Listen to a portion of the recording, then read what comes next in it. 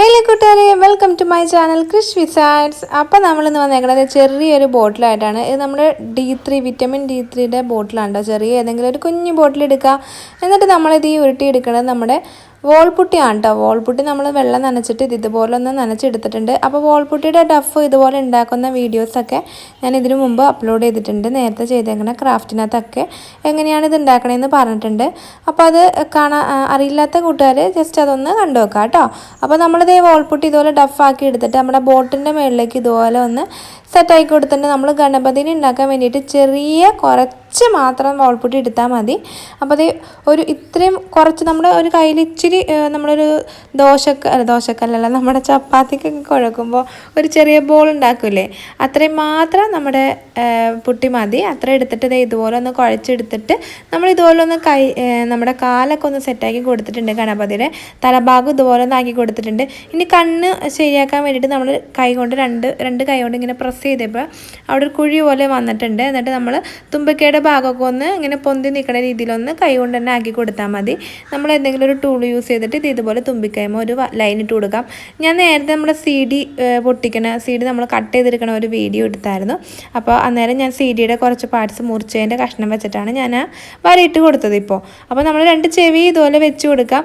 അപ്പോൾ വോൾപുട്ടി വെച്ചിട്ട് ഒട്ടിക്കുമ്പോൾ വെള്ളം തേച്ചിട്ട് വേണം ഒട്ടിക്കാൻ വേണ്ടിയിട്ട്. അപ്പോൾ നന്നായിട്ട് നമ്മൾ ചേർന്നിരുന്നോളും. ഇപ്പം ഞാൻ ജസ്റ്റ് ഇതുമേക്ക് ആ ചെവി വെച്ച് കൊടുത്ത ശേഷം കയ്യിൽ കുറച്ച് വെള്ളം നനച്ചിട്ട് ഒന്ന് സൈഡിലൊന്ന് സ്മൂത്തനാക്കി കൊടുത്തിട്ടുണ്ട്. അപ്പോൾ എന്താണെന്ന് വെച്ചിട്ടുണ്ടെങ്കിൽ അതുമേക്ക് ചേർന്നിരുന്നോളും. അപ്പോൾ ഇത് ഉണങ്ങണേക്ക് മുമ്പ് നമ്മൾ എന്തെങ്കിലും വ്യത്യാസമൊക്കെ വരുത്തണമെങ്കിൽ ഒന്ന് വരുത്തിക്കൊള്ളണം കേട്ടോ. അല്ലെങ്കിൽ കുറച്ച് ഡ്രൈ ആയി കഴിഞ്ഞിട്ടുണ്ടെങ്കിൽ നമുക്ക് അതിൻ്റെ ഷേപ്പ് ഒന്നും മാറ്റാൻ പറ്റത്തില്ല. പിന്നെ ആ വോൾപുട്ടിയുടെ സോഫ്റ്റ്നെസ് പോയി കഴിഞ്ഞിട്ടുണ്ടെങ്കിൽ പിന്നെ നമ്മൾ ഉദ്ദേശിക്കുന്ന ഷേപ്പ് കിട്ടത്തില്ല. അപ്പോൾ നമ്മൾ ഉദ്ദേശിക്കുന്ന ഷേപ്പ് ആകണ വരെ ഒന്ന് കൈകൊണ്ട് ഉണങ്ങണേക്ക് മുമ്പ് തന്നെ നമ്മൾ സെറ്റാക്കി എടുക്കണം കേട്ടോ. അപ്പോൾ നമ്മളത് ആ ക്യാപ്പിൻ്റെ മുകളിലായിട്ട് ഒരു തലയിലൊരു ഒരു കിരീടം പോലെ ഇത് ഇതുപോലെ ഒന്ന് സെറ്റാക്കി കൊടുത്തിട്ടുണ്ട്. ചെറുതായിട്ട് നമ്മുടെ CD-യുടെ ആ കുഞ്ഞു കഷ്ണം എടുത്തിട്ട് തന്നെ ഇതുപോലെ ചെവിയുടെ 2 വരകൾ ഇതുപോലെ ഇട്ട് കൊടുക്കുന്നുണ്ട്. അപ്പോൾ നമ്മൾ സോഫ്റ്റായിട്ട് പയ്യെ വേണം ഇട്ട് കൊടുക്കാൻ വേണ്ടിയിട്ട് നമ്മൾ ചെവിയോടെ പയ്യെ ചേർത്ത് വെച്ചിട്ടല്ലേ ഉള്ളൂ. അപ്പോൾ സൈഡിൽ വെള്ളം നനച്ചിട്ട് ഒന്നും കൂടി ഒന്ന് സ്മൂത്തനാക്കി കൊടുക്കാട്ടോ, ഒട്ടിയിട്ടില്ലാന്നുണ്ടെങ്കിൽ.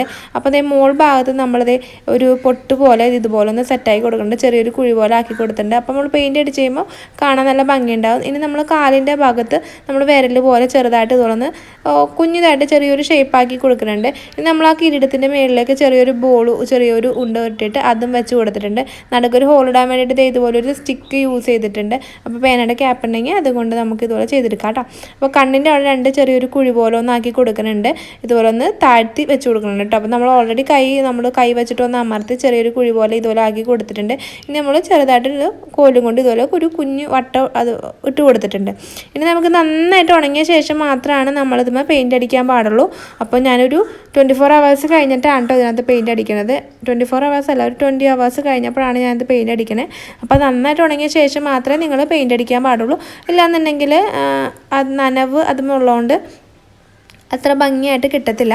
അപ്പോൾ നമ്മളത് ഇതുപോലെ ഒന്ന് പെയിൻറ്റ് അടിച്ചെടുക്കുന്നുണ്ട്. അതിൻ്റെ ക്യാപ്പുമ്മയൊക്കെ നമ്മൾ വേറൊരു കളർ കൊടുത്ത് സെറ്റാക്കി എടുത്തിട്ടുണ്ട്. പൊട്ടുമ്പോൾ നമ്മൾ ആ കുഴി വരച്ചേക്കണതിൻ്റെ മേളിൽ കൂടി നമ്മൾ ഇതുപോലെ റെഡ് കളറിലെ പെയിൻറ്റ് വെച്ചിട്ട് പൊട്ട് വരച്ച് കൊടുത്തിട്ടുണ്ട്. ഇനി കണ്ണിന് വരക്കാൻ വേണ്ടിയിട്ട് ബ്ലാക്ക് കളറിലെ ആക്രിലിക് പെയിൻറ്റ് എടുത്തിട്ട് ചെറിയൊരു ബ്രഷാണ് എടുത്തേക്കണേ. ആ ബ്രഷ് വെച്ചിട്ട് ഇതുപോലെ കണ്ണ് നമ്മൾ ആ കുഴിയുള്ള ഭാഗത്ത് ഒന്ന് വരച്ച് കൊടുത്തിട്ടുണ്ട്. ഇനി നമ്മുടെ തുമ്പിക്കയുടെ മുകളിലുള്ള ആ ഡിസൈനുമേയും കൂടി നമ്മൾ ബ്ലാക്ക് കളർ വെച്ചിട്ട് ഒന്ന് ഇങ്ങനെ ഡിസൈൻ വരച്ച് കൊടുക്കുന്നുണ്ട്. അപ്പോൾ ഇതുപോലെയൊക്കെ ഒന്ന് സെറ്റാക്കി എടുത്തിട്ടുണ്ടെങ്കിൽ നമ്മുടെ കുട്ടി ഗണപതിയുടെ ഒരു കുഞ്ഞു പ്രതിമ നമുക്ക് ഭംഗിയാക്കി ഉണ്ടാക്കിയെടുക്കാം. അപ്പോൾ കടയിലൊക്കെ വാങ്ങുവാണെന്നുണ്ടെങ്കിൽ നമുക്ക് എന്തായാലും ഒരു 70-80 റുപ്പീസൊക്കെ ആവുമെന്ന് എനിക്ക് തോന്നുന്നു. എനിക്കറിയില്ല കേട്ടോ, ഞാൻ ചോദിച്ചിട്ടില്ല.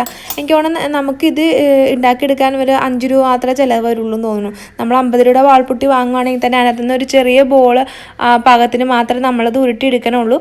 അപ്പോൾ 5 രൂപ മാത്രമേ നമുക്ക് ചിലവാകത്തുള്ളൂ. സംഭവം എന്തായാലും സെറ്റായിട്ട് ഇട്ടിട്ടുണ്ട്. അപ്പോൾ നിങ്ങൾക്ക് എല്ലാവർക്കും വീഡിയോ ഇഷ്ടപ്പെടുന്ന കരുതുന്നത് നമ്മുടെ ഗണപതിയുടെ മേളിലേക്ക് നമ്മൾ തലയുടെ അവിടെ 2 ഹോൾ ഇട്ട് കൊടുത്തിട്ട് നമുക്ക് ഇതുപോലെ ചന്ദനത്തിരി ഹോൾഡറായിട്ട് നമുക്ക് ഇത് വെച്ച് കൊടുക്കാവുന്നതാണ്. അപ്പോൾ എല്ലാ കൂട്ടുകാർക്കും വീഡിയോ ഇഷ്ടപ്പെടുന്നതായിരുന്നു. വീഡിയോ ഇഷ്ടപ്പെട്ടെങ്കിൽ ലൈക്ക് ചെയ്യാനും കമൻറ്റ് ചെയ്യാനും, ചാനലാണെങ്കിലും പുതിയതായിട്ടാണ് കാണുന്നതെങ്കിൽ സബ്സ്ക്രൈബ് ചെയ്യാനൊന്നും മറക്കല്ലായിട്ട് കൂട്ടുകാർ. അപ്പോൾ ഇതുപോലത്തെ വേറെ ഒരു ക്യാൻഡിൽ ഹോൾഡറും കൂടി ഞാൻ ഉണ്ടാക്കിയിട്ടുണ്ട്. അത് ഞാൻ അടുത്ത ദിവസം ഇടാം. ഞാനത് CD വെച്ചിട്ടാണ് ഉണ്ടാക്കിക്കണേ. കുറേ കൂട്ടുകാർ എന്തായാലും കണ്ടിട്ടുണ്ടാവും. അപ്പോൾ എല്ലാവർക്കും താങ്ക് യു.